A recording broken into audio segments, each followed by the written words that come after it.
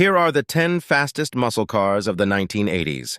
Number 10, Buick GNX, top speed 124 miles per hour. The Buick Regal marked the end of an era. It was the last true muscle car Buick ever built and the ultimate evolution of GM's G-body platform. That legacy culminated in 1987 with the creation of the Buick Grand National Experimental, better known as the GNX, a high-performance farewell for Buick's boxy yet iconic coupe. The GNX was a bold departure from the standard Regal. Dressed entirely in black, it looked menacing, stealthy, and unlike anything else on the road. Its sinister appearance earned it one of the coolest nicknames in car history, Darth Vader's car. But the real magic wasn't just in how it looked. It was in what lay beneath the hood. Unlike most American muscle cars, the Buick GNX didn't rely on a massive V8. Instead, it packed a turbocharged 3.8-liter V6 that delivered serious punch. Despite GM officially underrating its power and torque figures, the GNX shocked everyone by outperforming nearly every American car of its time, even the Chevrolet Corvette. Its 0 to 60 runs were astonishingly quick, proving that brute force wasn't the only way to dominate the drag strip. Only 547 GNX were ever built, making them incredibly rare and highly sought after by collectors today. Meanwhile, the standard Grand Nationals and Turbo Regals that shared its engine remain a bit more attainable, offering a taste of that same dark, turbocharged magic that made the GNX a legend.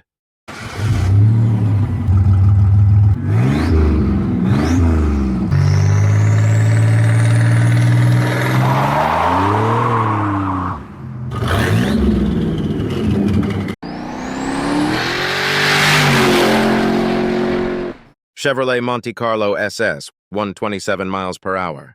Chevrolet's Monte Carlo was another legendary nameplate that struggled through the smog era, a time when emissions regulations choked the life out of performance cars. Still, Chevy refused to let the Monte Carlo's muscle heritage fade away. Exciting variants like the Monte Carlo SS kept the spirit alive, offering a blend of style, performance, and nostalgia for enthusiasts who still craved that old-school power. Under the hood sat the familiar 305 small-block V8, a proven engine that had been slightly detuned to meet the stricter standards of the day. Even so, it delivered respectable performance for its time. And the best part? The 305 was a well-known power plant in the car community, meaning there was no shortage of aftermarket parts or tuners who knew exactly how to squeeze out a few extra ponies. By 1982, the Monte Carlo had transitioned to GM's newer G-body platform, replacing the older A-body design. This switch brought several improvements: a lighter overall weight, a slightly longer wheelbase, and, in certain trims, better suspension tuning. Another bright spot for the Monte Carlo SS was its relatively low curb weight, just over 3,200 pounds, which, combined with the standard 373 rear gears introduced in 1984, gave it surprisingly strong acceleration.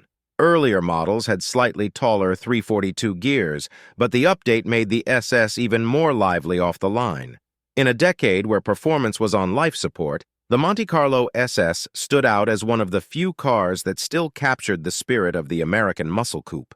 Stylish, capable, and just begging for a few garage tweaks to unlock its full potential.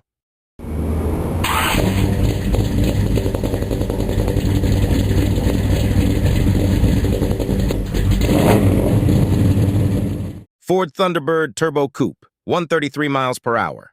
Ford's Thunderbird doesn't always come to mind when people talk about performance cars, but the 1983 to 88 Thunderbird Turbo Coupe deserves a second look. In many ways, it was the Mustang's bigger, more refined sibling, a blend of luxury and performance that often flew under the radar. Under the hood, it shared the same turbocharged four-cylinder engine found in the Fox-body Mustang SVO, and like the Mustang, it rode on Ford's versatile Fox platform.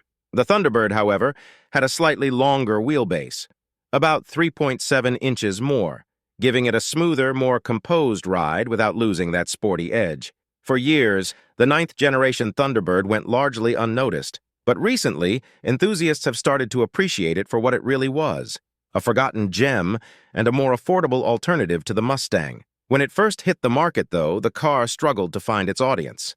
It was efficient and packed modern technology for the time, but its styling felt a bit old-fashioned. and its upscale marketing put it in competition with luxury grand tourers like the BMW 6 Series and Jaguar XJS, a tough crowd to impress. Even so, the Thunderbird Turbo Coupe brought something unique to the table, a turbocharged heart in a sleek, comfortable package. It might not have been a runaway success in its day, but it now stands as one of the most interesting and underrated performance coupes of the 1980s.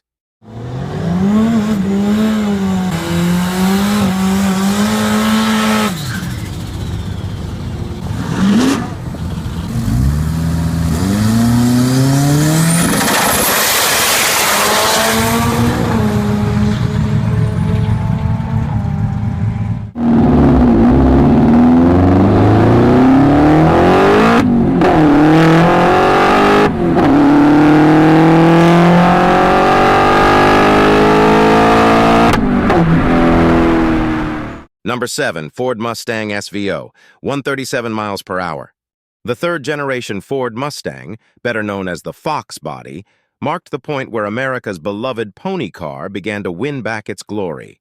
Built on Ford's new modular Fox platform, which also underpinned several of the company's compact sedans and coupes, the Fox body Mustang was lighter, more agile, and far more refined than the model it replaced. It offered a renewed sense of performance and handling that brought the Mustang back into the spotlight after years of decline. At first, truly powerful versions of the Fox body didn't arrive until the mid-1980s, but one of the most fascinating turns came in 1984 when Ford introduced the Mustang SVO. This wasn't your typical Mustang, and that's exactly what made it special. Instead of a V8 under the hood, it featured a turbocharged four-cylinder engine, a heavily reworked version of the old Pinto motor. To everyone's surprise, this smaller, boosted engine packed a serious punch. It produced as much power as the early Fox body Mustang GTs that carried the legendary 5.0 V8. The SVO proved that Ford could blend technology and performance, offering a sophisticated alternative to brute force muscle. It was lighter, sharper, and ahead of its time. A car that hinted at the future of American performance long before most people were ready to see it.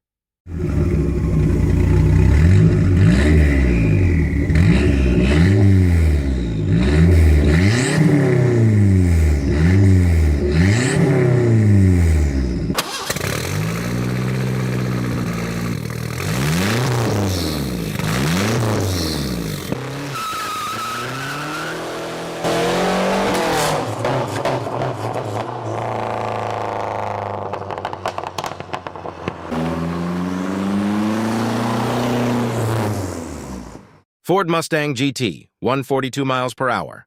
Few badges in automotive history carry as much weight as the 5.0. For Mustang fans, it's more than just a number. It's a symbol of power, performance, and the return of true American muscle. In the early years of the Fox body Mustang, Ford's pony car struggled to live up to its reputation. Without a proper performance-oriented V8, enthusiasts began questioning whether it still deserved to be called a muscle car, especially since even the underwhelming second-generation Mustang had its share of so-called exciting models.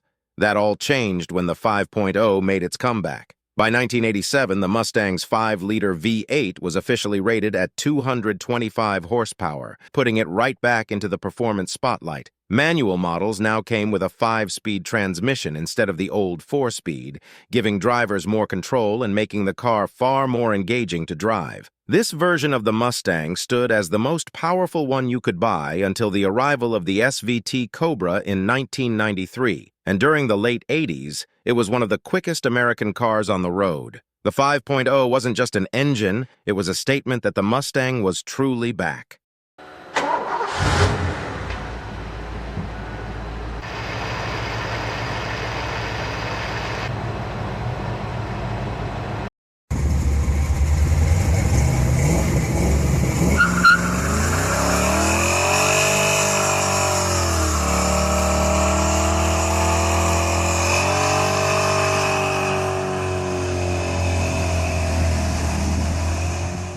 Chevrolet Corvette C3 350 Special, 147 miles per hour.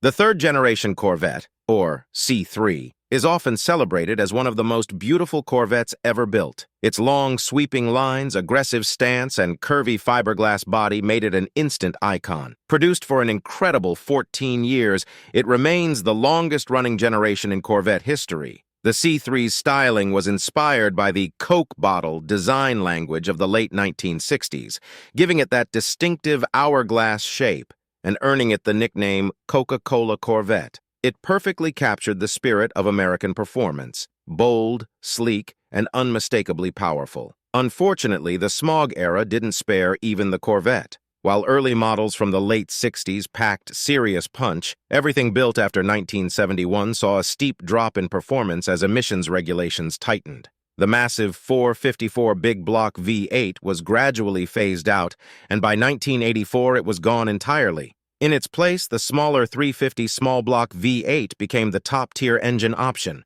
Thankfully, the L82 version of that 350 helped restore some of the Corvette's lost performance, proving that even in a restrictive era, Chevy's engineers still knew how to make America's sports car exciting to drive. The chrome bumpers were also replaced with molded urethane pieces that flowed seamlessly into the bodywork, giving the C3 a more modern look and improving aerodynamics. A subtle but symbolic shift from raw muscle to refined performance.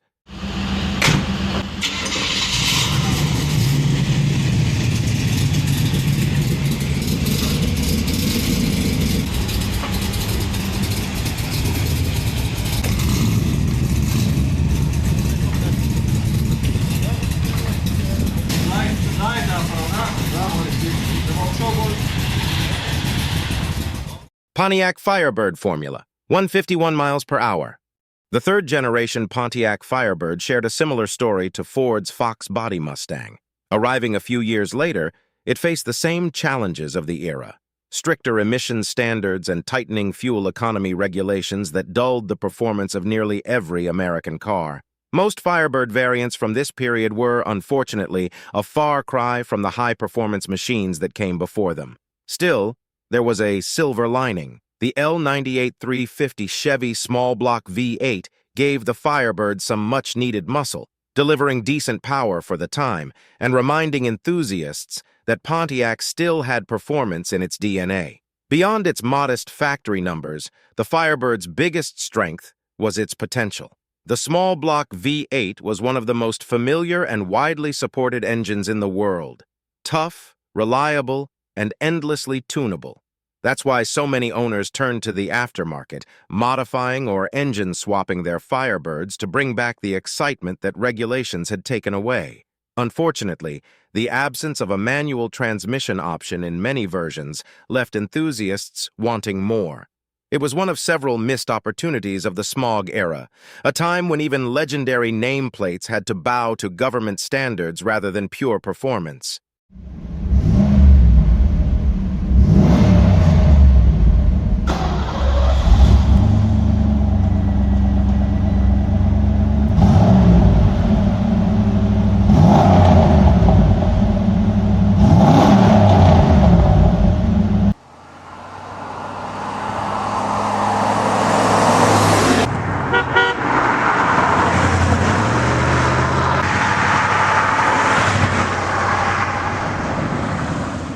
Chevrolet Camaro IROC-Z, 151 miles per hour. Few cars capture the spirit of 1980s America quite like the third-generation F-body Camaro. Its design still carried a hint of that classic Coke bottle shape from earlier models, though it was far more restrained this time around. The 80s were all about sharp lines and boxy profiles, but the Camaro managed to stand apart. It had a touch of rebellious flair, almost like it wanted to be an exotic sports car that regular people could actually afford, and affordable it was. But if you wanted true performance, you had to step up to the IROC-Z. This was where the Camaro finally came alive. Under the hood sat the 350 V8 with tuned port injection, the same technology that powered the Corvette, giving it smooth yet serious power delivery. Beyond the engine, the IROC-Z came with a host of upgrades that made it a genuine performance contender. It featured stiffer springs, high-performance shocks, larger sway bars, and tighter suspension tuning, much of which mirrored the setup found in the Corvette itself. What really made it impressive was the value. The IROC-Z delivered Corvette-like performance for roughly 30% less money. On the street or the strip, it could go head-to-head with the C4 Corvette, proving that the Camaro was more than just a stylish coupe. It was one of the best-performing muscle cars of the decade.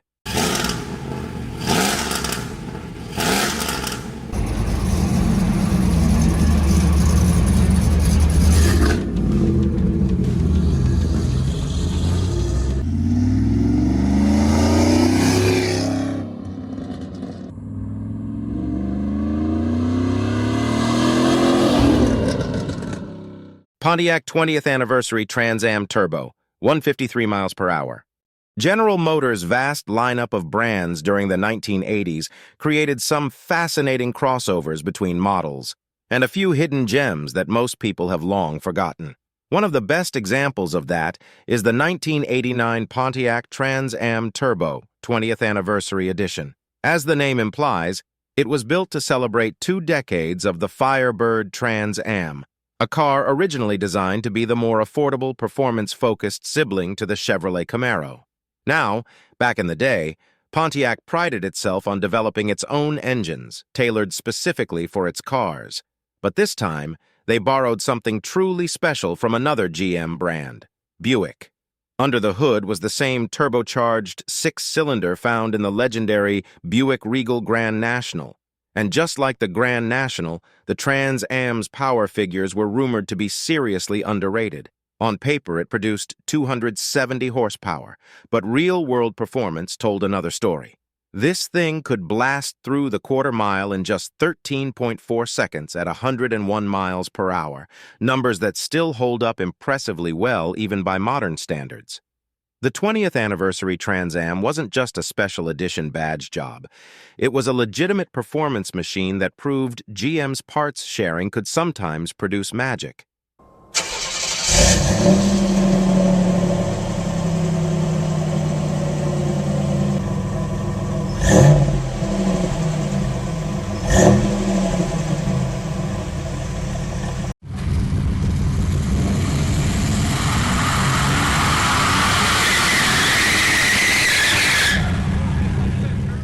Chevrolet Corvette C4, 157 miles per hour. For years, the 4th-generation Corvette was often dismissed as the weakest link in the Corvette lineage, a step back from the raw muscle and beauty of its predecessors. But as time has gone on, enthusiasts have started to see it in a new light. Gone was the C3's curvy Coke bottle silhouette. In its place came a sharper, more aerodynamic design, one that reflected the sleek, tech-driven spirit of the 1980s. Interestingly, the C4 was the first Corvette to move away from traditional fiberglass construction. Early models were made from molded plastics, while those built from 1994 onward returned to fiberglass panels paired with urethane bumpers. It was a blend of old-school durability and new-age innovation. Under the hood, the familiar 350 cubic inch V8 carried on, but in the form of the improved L98 engine. This version introduced roller hydraulic lifters, making it smoother, more reliable, and even more fuel-efficient than before, something that mattered a lot during the era of tightening emissions standards. Transmission-wise,